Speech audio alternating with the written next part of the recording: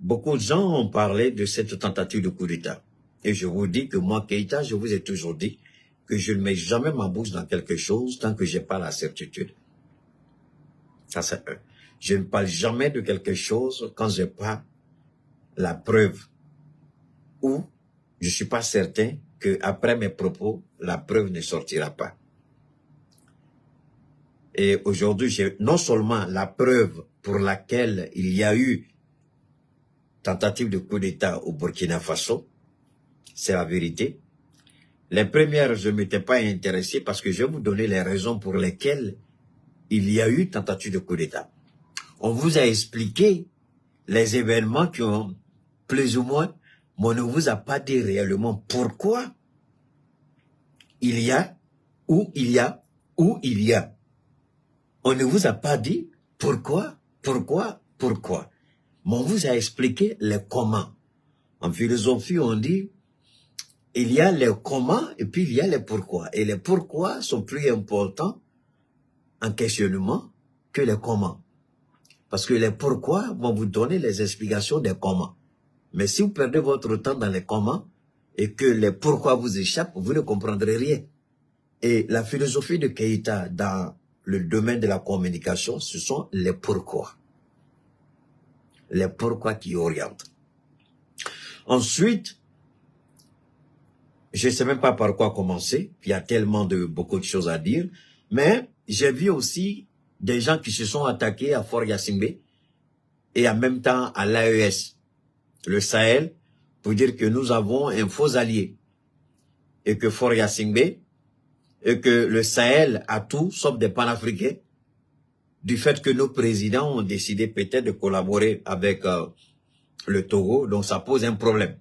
Les chefs d'État de l'AES ne sont pas panafricains pour la simple et bonne raison qu'ils collaborent avec Fort Yasimbe Yadema. Alors, en quoi est-ce que l'engagement d'Assimi Goïta avec la politique de Fort Yasimbe, quel est le rapport entre Assimi Goïta et Fort Yasimbe? Il y a un seul rapport entre Fort Yasimbe et l'AES. Yasimbe dit, je ne veux pas d'intervention militaire à nos portes. Et entre Africains, on peut négocier. Mais si Fort Yasimbe, c'est par là que je commençais, donc on vient de commencer. Alors, si Fort Yasimbe est un dictateur, si Fort Yasimbe est mauvais, si Fort Yasimbe est ceci, si Fort Yasimbe est celui-là, Fort Yasimbe n'a pas installé Assimi Goïta au pouvoir.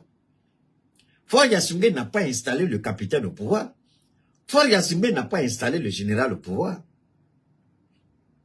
Fort Yasimbe dit, les peuples de ces pays se sont exprimés d'une autre manière. Alors il faut respecter le choix de ces peuples-là. Maintenant, si dans son propre pays, il n'arrive pas à balayer devant sa maison et qu'il vient balayer devant moi ma maison, moi, où est mon problème qui est dedans?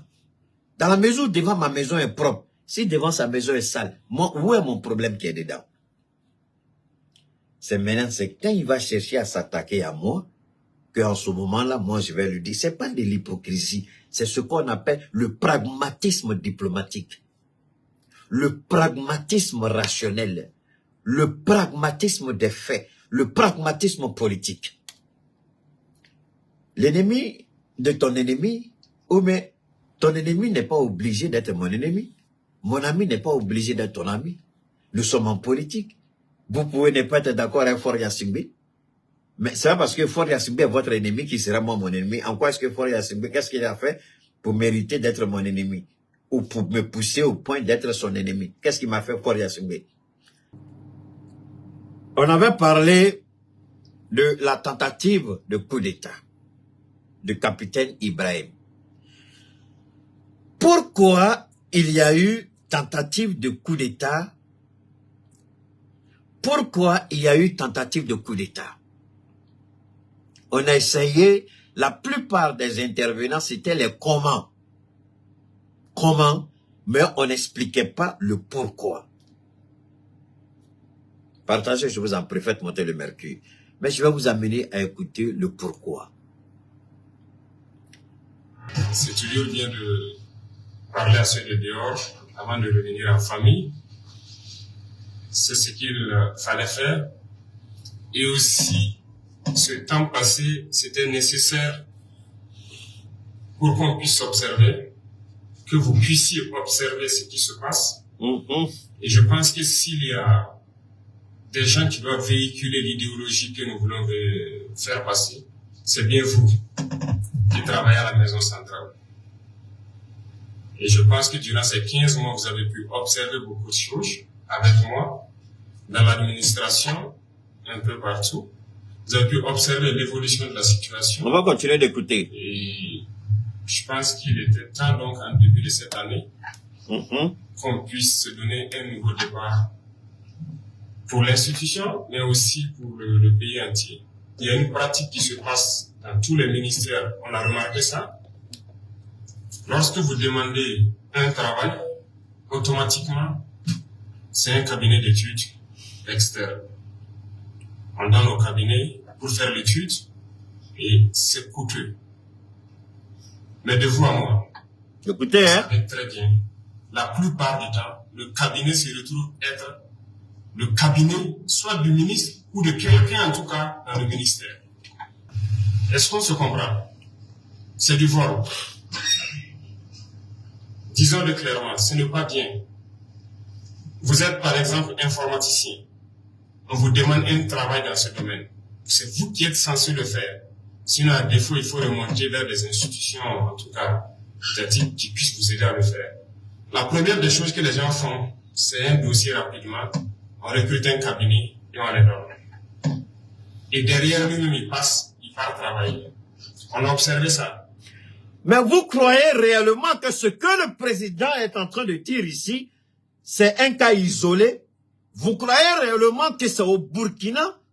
Vous croyez réellement que c'est uniquement le Burkina? Détrompez-vous. C'est pourquoi j'ai dit au président du... Je vous ai dit, avant de parler d'Assimi Goïta, je vous ai dit hier. Je vous ai dit hier.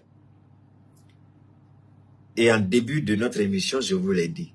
Si je sors quelque chose de ma bouche et que c'est de la volonté de Dieu, j'ai dit, Wallah, et Dieu va établir la vérité.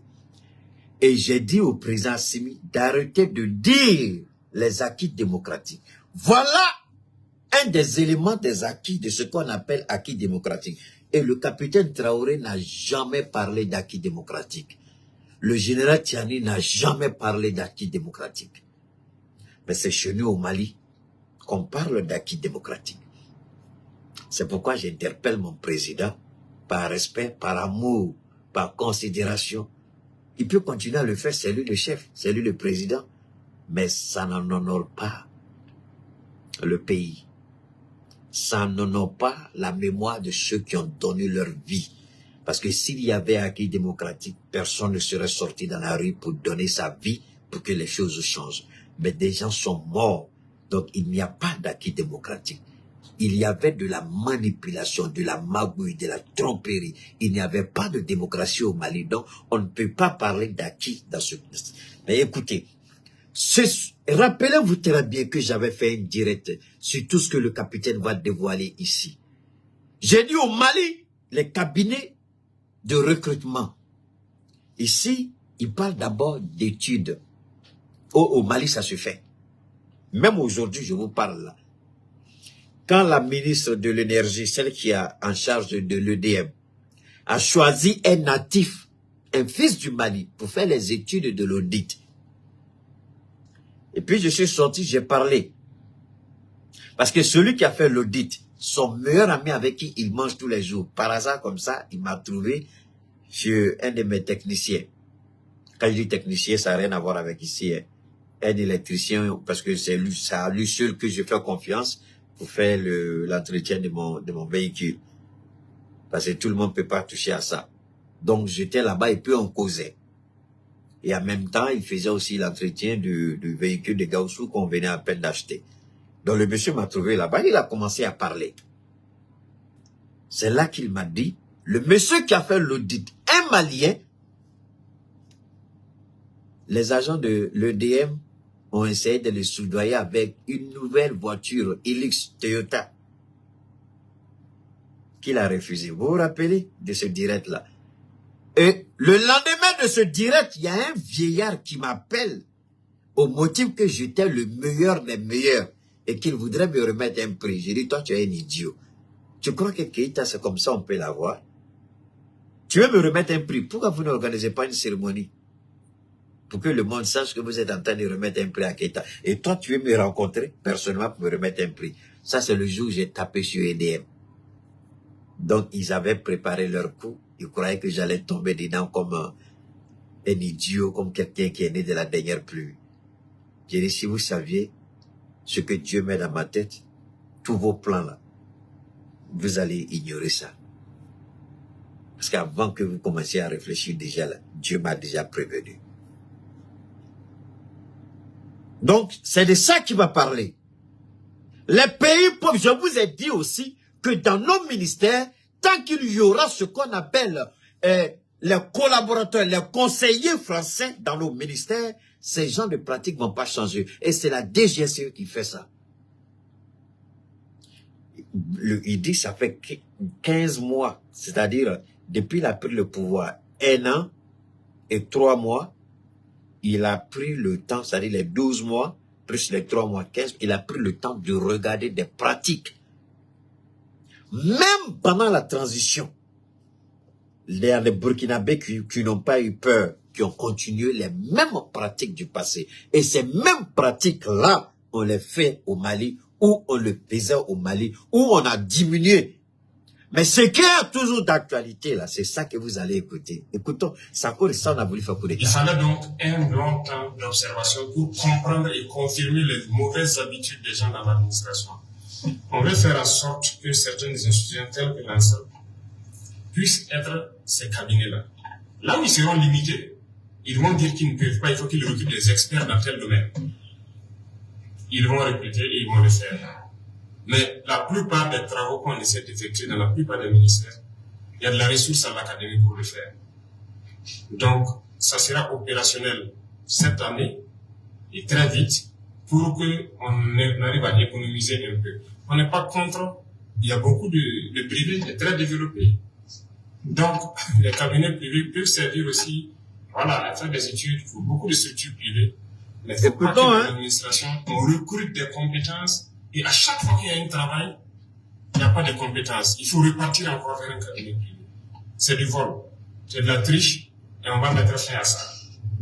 Vous avez compris? On a parlé de mots comme la corruption. Ok, il va continuer.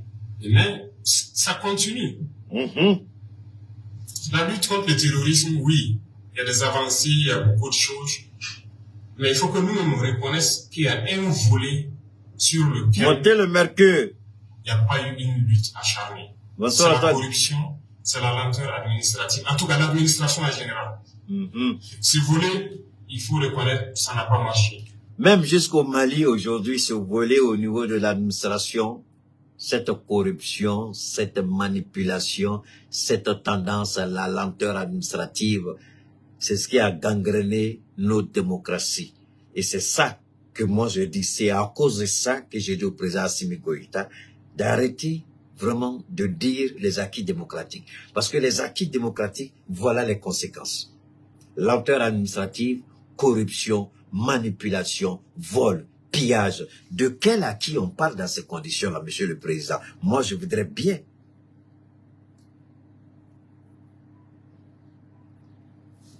Tu vois? Et c'est ça qui est important.